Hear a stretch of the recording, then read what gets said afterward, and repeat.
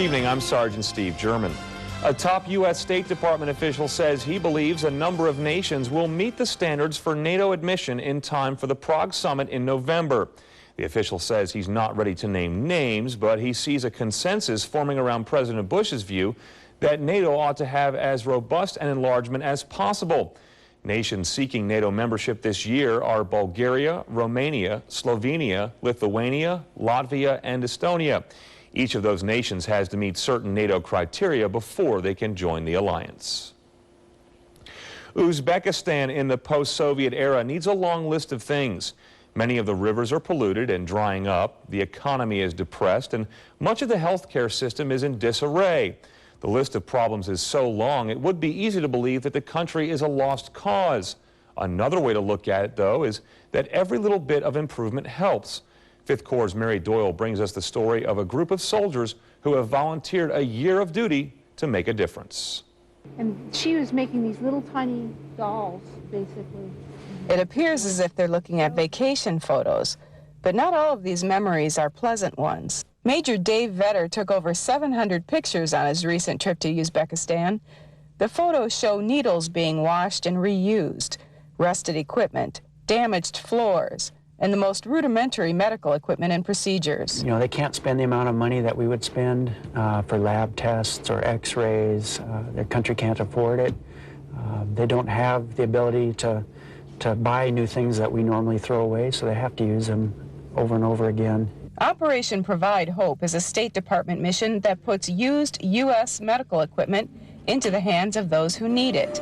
In this case, the doctors and nurses of a region in Uzbekistan. They see the same diseases that we see, the same surgical cases, the same trauma cases, and they just approach it differently because they're adapting their techniques to the equipment that they have. Medical supply specialists, doctors, and nurses from the 30th Medical Brigade have volunteered 1 year of their time to inventory and repair literally tons of medical equipment.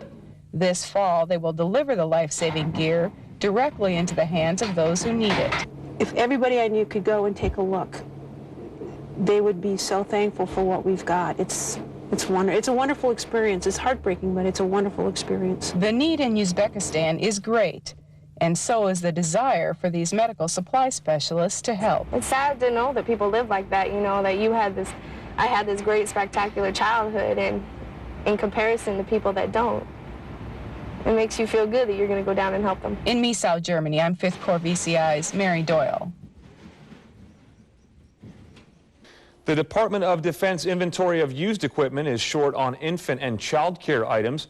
Operation Provide Hope will be collecting donations of children's clothing, blankets, toys, furniture, and other infant and child care supplies in good condition.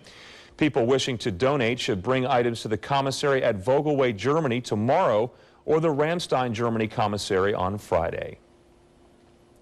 Many opportunities are offered to U.S. forces in Europe in order to improve their skills in everything from combat arms to basket weaving. Specialist Angela Watson reports from Vicenza, Italy, that the people assigned there are missing out on one very important training opportunity. Inside this building, you'll find valuable training in many areas of computer programs. Unfortunately, you won't find many students. The lack of response to automation training has resulted in a significant loss for Vicenza. Because Vicenza canceled all of the classes in the month of April, the Vicenza community lost over $30,000 worth of training. There were 20 classes scheduled for the month of April that we had to give away to other posts. Whether soldiers are frequently deployed or they feel they just don't have the time, they may not realize how much these classes can help rather than hinder their mission. Every soldier I know knows someone that has to put together a PowerPoint presentation that explains what they've been doing for the past week. These classes make the difference between spending all of Friday doing that presentation and spending maybe half an hour on Friday. Reporting from the Automation Training Center on Caserma, Italy, I'm Specialist Angela Watson, AFN News. And that's Newsline. Your AFN Primetime starts with Dharma and Greg next. Enjoy your evening. Tries to explain he wanted the ump to check the